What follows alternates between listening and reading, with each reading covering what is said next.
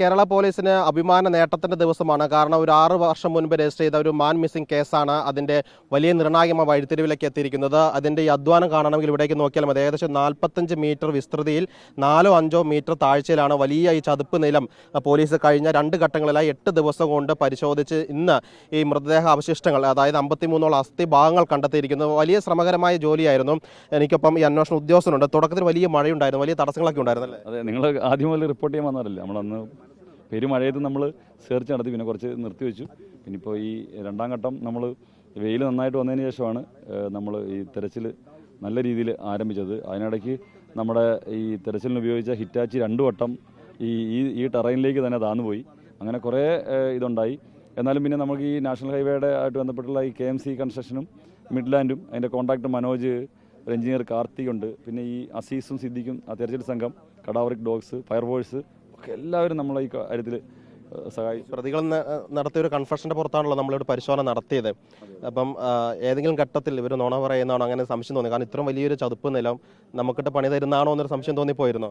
ഇല്ല, അങ്ങനെ സംശയമൊന്നുമില്ലായിരുന്നു. പക്ഷേ ഈ 6.5 വർഷത്തെ ഒരു പ്രകൃതിയിലെ മാറ്റങ്ങളുണ്ടല്ലോ, പ്രത്യേകിച്ച് നമ്മുടെ ഫ്ലഡൊക്കെ വന്നു. അപ്പം കുറച്ചൊരു ഇവർ പറഞ്ഞ സ്ഥലത്ത് നിന്ന് അങ്ങോട്ടും ഇങ്ങോട്ടും മാറുമെന്നൊരു തോന്നലുണ്ടായിരുന്നു. ഇവർ പറഞ്ഞ സ്ഥലത്ത് തന്നെയാണ്. നമുക്ക് കുറച്ച് ചെറിയൊരു വ്യത്യാസം അങ്ങോട്ടും ഇങ്ങോട്ടും ഉള്ളൂ. നമുക്ക് 45 മീറ്ററിനകത്ത് അവർ ചൂണ്ടിക്കാണിച്ച സ്ഥലം തന്നെയാണിത്. ഈ ഏരിയയിൽ എവിടെയെങ്കിലും കാണുമെന്നാണ് പറഞ്ഞത്. അവിടെ തന്നെയാണ് നമുക്കിത് കിട്ടിയത്. 2 കടാവർ നായ്ക്കളുണ്ട്. കൊച്ചി സിറ്റി പോലീസിന്റെ മായ മർഫി എന്ന 2 നായ്ക്കളാണ്.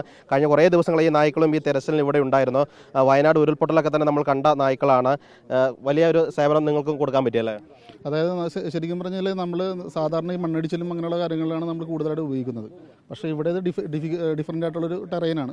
എങ്കിൽ തന്നെയാണ് നമ്മൾ സെർച്ച് ചെയ്യുമ്പോൾ സത്യം പറഞ്ഞു കഴിഞ്ഞാൽ ഞങ്ങൾക്ക് ഏറ്റവും കൂടുതൽ ആത്മവിശ്വാസം തന്നത് തന്നെ രഞ്ജിത്ത് സാറാണ്. കാരണം ഓരോ ദിവസം കഴിയുന്നതോടെ നമുക്ക് ഇനിയും അടുത്ത ദിവസം നമുക്ക് അത് കിട്ടും എന്നുള്ള സാറിൻ്റെ ആത്മവിശ്വാസം അത് ഞങ്ങൾക്കും തികച്ചും ആത്മവിശ്വാസം വരാൻ ഒരു ഇടയായി. അത് വളരെ സന്തോഷമുള്ളതായിട്ടുള്ള കാര്യമായിരുന്നു നമുക്ക് ഡ്യൂട്ടിയിൽ ചെയ്യാൻ വേണ്ടി. അതായത് പോലീസ് അതൊരു കൂട്ടായ പ്രവർത്തനം നടത്തിയാണ് ഒരു തുമ്പുണ്ടാക്കിയിരിക്കുന്നത്. അതായത് ഇത്രയധികം വരുന്ന ഒരു ചതുപ്പ് നിലം പരിശോധിക്കണമെങ്കിൽ പോലീസിന് സ്വന്തം കഴിയില്ല, ഒറ്റയ്ക്ക് കഴിയില്ല. അതുകൊണ്ട് തന്നെ വലിയ സന്നദ്ധ സേവകരുടെ ആവശ്യമുണ്ട്, ഹിറ്റാച്ചിയുടെ ആവശ്യമുണ്ട്, മോട്ടറിൻ്റെ ആവശ്യമുണ്ട്. ഇപ്പോഴും അവിടെ പരിശോധന നടക്കുന്നുണ്ട്. കാരണം ഈ തലയോട്ടിയുടെ ചെറിയൊരു ഭാഗം കൂടി കണ്ടെത്താനുണ്ട്. അതും കൂടെ കണ്ടെത്താൻ കഴിയുമോ എന്നറിയാൻ വേണ്ടിയാണ് പോലീസ് ഇപ്പോഴും ഹിറ്റാച്ച് വെച്ച് അവിടെ പരിശോധിച്ചുകൊണ്ടിരിക്കുന്നത്. ഏകദേശം 53 ഭാഗങ്ങളാണ് കണ്ടെത്തിയിരിക്കുന്നത്. ഈ അസ്ഥി ഭാഗങ്ങളൊക്കെ തന്നെ കണ്ടെത്തിയിട്ടുണ്ട്. ഒരിക്കലും നമുക്ക് മറക്കാൻ കഴിയാത്ത ഈ സന്നദ്ധ പ്രവർത്തകരാണ്. ഇവരെ കണ്ടാൽ തന്നെ അറിയാം. ഇത്രയും 8 ദിവസമായി ചെളിയിൽ ഇറങ്ങി പരിശോധിച്ച അസീസക്കനെ പോലുള്ള സന്നദ്ധ പ്രവർത്തകരാണ് പോലീസിന് ഏറെ സഹായകരമായത്. നിങ്ങളെ ഇപ്പം മടുത്ത് ഇരിക്കുകയാണെന്ന് എനിക്കറിയാം. 8 ദിവസമായിട്ട് നിങ്ങൾ ചെളിയിൽ തന്നെ ആയിരുന്നല്ലോ? തീർച്ചയായും. ഈ 8 ദിവസം എന്ന് പറഞ്ഞാൽ ഞങ്ങൾ ഫസ്റ്റിലെ ദിവസം വരുന്ന സമയത്ത് ആദ്യം തന്നെ പിന്നെ ഈ പ്രതികൾ അതിൻ്റെ തൊട്ട് പിന്നിൽ എലത്തൂർ പോലീസ് IP സാർ ഉൾപ്പെടെയുള്ള ആളുകളായിരുന്നു വന്നിട്ടുള്ളത്.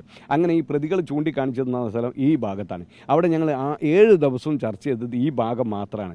ഇന്ന് ഞങ്ങൾ കുറച്ച് മാറി കിഴക്കോട്ട് മാറി അവിടെ വലിയൊരു കായൽ ചെടി, അത് കഴിഞ്ഞതിന് ശേഷം വലിയൊരു സീമക്കൊന്നൻ്റെ ശിഖരം, അതെല്ലാം ഫയർഫോഴ്സിൻ്റെ കട്ടർ കൊണ്ടുവന്ന് IP സാർ ഉൾപ്പെടെയുള്ള ആളുകൾ അത് വെട്ടിമാറ്റി ഞങ്ങളതിൻ്റെ നേരെ താഴോട്ട് ഇറങ്ങിയ സമയത്ത് ഞങ്ങൾക്ക് അസ്ഥിഭാഗം കിട്ടൽ തുടങ്ങി. അതോടൊപ്പം കല്ല് കിട്ടി, അതോടൊപ്പം അദ്ദേഹത്തിൻ്റെ കയറ് കിട്ടി, അടിയിൽ കയറ് സെൻട്രൽ കെട്ടി, ബെൽറ്റ് കിട്ടി.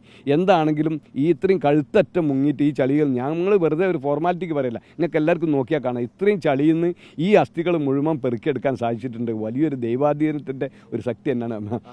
4000-ലധികം ബോഡികൾ ഇതിനോട് എടുത്തില്ല. ഇത് എത്രാമത്തെ ബോഡിയാണ്? ഇത് 4230ാമത്തെ ബോഡിയാണ്.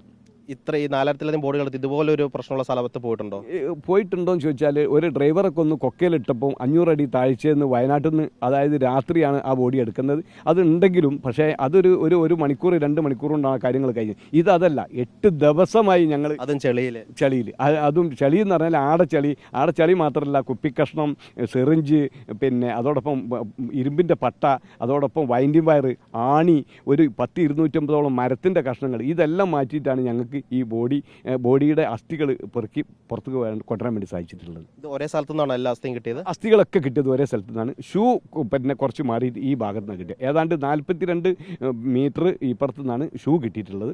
ബാക്കിയെല്ലാം ഞങ്ങൾക്ക് ഒരേ സ്ഥലത്ത് നിന്ന്, അതായത് ഒരു മനുഷ്യൻ്റെ നീളം, മനുഷ്യൻ കിടന്നു കഴിഞ്ഞാലുള്ള ആ നീളത്തിൻ്റെ ചുറ്റളവിൽ നിന്നാണ് ഞങ്ങൾക്ക് ഇതിൻ്റെ കല്ലുകളും ഇതെല്ലാം കിട്ടിയിട്ടുള്ളത്. അത് കെട്ടിത്താഴ്ത്തിയ കല്ലും കയറും ഈ അസ്ഥിക്കൊപ്പം ഉണ്ടായിരുന്നു? തീർച്ചയായിട്ടും ഒക്കെ ഉണ്ടായിരുന്നു. അസ്ഥികളൊക്കെ ഉണ്ടായിരുന്നു. പക്ഷേ തലോട്ടി മാത്രമേ ഞങ്ങൾക്ക് കിട്ടിയില്ല. ഈ അടിയിലെ ഇത് കിട്ടിയിട്ടുണ്ട്, പല്ലടക്കം കിട്ടിയിട്ടുണ്ട്. തലയുടെ ഹെഡ് ഭാഗം കിട്ടിയിട്ടില്ല. അത് ഞങ്ങൾ വളരെയധികം നോക്കി, പരിശ്രമിച്ച് നോക്കി, ഒന്നും കാണില്ല. കല്ലൊക്കെ വീണ് ചിലപ്പോൾ എന്താ സംഭവിച്ചത്? അങ്ങനെ ഉണ്ടാകാം എന്നാണ് ഞങ്ങൾ മനസ്സിലാക്കുന്നത്. അതോടൊപ്പം ഞാൻ പറഞ്ഞല്ലോ നേരത്തെ ഞങ്ങൾക്ക് ഇതിനു വേണ്ടി താങ്ങും തണലുമായത് ഫയർഫോഴ്സ് ഉദ്യോഗസ്ഥന്മാർ, പോലീസ്, മോട്ടർ, പിന്നെ JCBക്കാർ എല്ലാവരും, അതായത് ഈ ഉദ്യോഗസ്ഥന്മാർ സെലക്ട് ചെയ്ത ആളുകൾ മുഴുവൻ ആളുകളും കട്ടക്ക് നിന്നതിൻ്റെ ഫലമാണ് ഇന്നത്തെ ഈ ബോഡിയുടെ അസ്ഥികൾ. പാതി വഴിക്ക് വെച്ച് നിർത്തി പോകുന്നാലും പറഞ്ഞില്ലല്ലോ. ഇല്ല, ആരും പറഞ്ഞില്ല എന്ന് മാത്രമല്ല, മെനഞ്ഞാന്ന് ഞങ്ങൾ ഏതാണ്ട് നിർത്തി പോകാൻ നിൽക്കുന്ന സമയത്ത് ഒരു 5 മിനിറ്റുള്ള സമയത്താണ് ഞങ്ങൾക്ക് ഷൂ കിട്ടുന്നത്. ഇന്ന് ആകെ ഉച്ച വരെയുള്ള പ്രതികളെന്ന് കോടതിയിൽ ഹാജരാക്കേണ്ട ദിവസമാണ്. ഇനി വളരെ ചുരുങ്ങിയ സമയം മാത്രമാണ്. നമ്മൾ അവസാനത്തെ ലോട്ടറി അടിക്കുമ്പോൾ അടിച്ചെന്ന് പറഞ്ഞ മാതിരി ഇന്ന് ഞങ്ങൾ അവസാനത്തെ ഇതടിക്കുന്ന സമയത്താണ് ഞങ്ങൾക്ക് ഈ സാധനങ്ങൾ മുഴുവൻ കിട്ടി. അതായത് ഇന്ന് 5 മണിക്കകം ഈ 2 പ്രതികളെ, ഈ പ്രതികളെന്ന് പറയുന്നത് ദീപേഷ്, നിഖിൽ, ഈ വിജിലിന്റെ സുഹൃത്തുക്കൾ തന്നെയാണ്.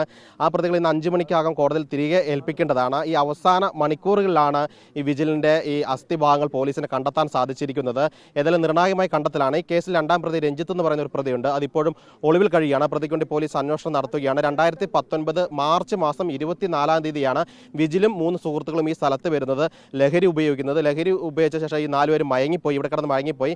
ഉണർന്നപ്പോൾ വിജിൽ മരിച്ചു കിടക്കുന്നതായി കണ്ടെന്നും അതിനുശേഷം വിജിലിന്റെ മൃതദേഹം അടുത്ത ദിവസം കയർ കെട്ടി കല്ലുകൊണ്ട് താഴ്ത്തി എന്നാണ് മൊഴി നൽകിയത്. അതിനുശേഷം കുറ്റബോധം തോന്നിയ ശേഷം ഈ അസ്ഥിയുടെ ഭാഗങ്ങളെടുത്ത് പിന്നീട് വരക്കൽ ബീച്ചിൽ പോയി നിമജ്ജനം ചെയ്തെന്നും ഈ പ്രതികൾ മൊഴി നൽകിയിരുന്നു. തുടക്കത്തിൽ പോലീസ് മാൻ മിസ്സിംഗ് കേസായിട്ട് എടുത്തു. പക്ഷേ ഈ പ്രതികളുടെ നൽകിയ മൊഴിയിൽ ഒരു വൈരുദ്ധ്യം പോലീസിന് തോന്നിയാണ്. വീണ്ടും വിളിച്ച് ചോദ്യം ചെയ്തപ്പോഴാണ് ഈ രീതിയിലുള്ള കുറ്റകൃത്യം ഇതിന്റെ മറവിലുണ്ട് എന്ന് പോലീസിനെ മനസ്സിലാക്കുന്നത്. അങ്ങനെയാണ് എലത്തൂർ ഇൻസ്പെക്ടർ രഞ്ജിത്തിന്റെ നേതൃത്വമുള്ള സംഘം ഇത് പരിശോധിക്കുകയും പ്രതികളെ കസ്റ്റഡിയിലെടുത്ത്, അത് കഴിഞ്ഞ മാസം 25-ാം തീയതിയാണ് അറസ്റ്റ് രേഖപ്പെടുത്തുന്നത്. അങ്ങനെ പ്രതികളെ അറസ്റ്റ് ചെയ്ത് ചോദ്യം ചെയ്തപ്പോഴാണ് ഈ സരോവരത്തെ ഈ ചതുപ്പ് നിലത്ത് വിജിലിനെ അവർ കെട്ടിത്താഴ്ത്തിയിട്ടുണ്ട് എന്ന ഒരു മൊഴി നൽകിയത്. അതിന്റെ അടിസ്ഥാനത്തിലാണ് പോലീസ് ആ മൊഴി വിശ്വസിച്ചുകൊണ്ട് നടത്തിയ തെരച്ചിലാണ് വിജിലിന്റെ മൃതദേഹ അവശിഷ്ടങ്ങൾ, എല്ലാം ഉൾപ്പെടുന്ന മൃതദേഹ അവശിഷ്ടങ്ങൾ കണ്ടെത്തുകയും ചെയ്തിരിക്കുന്നത്.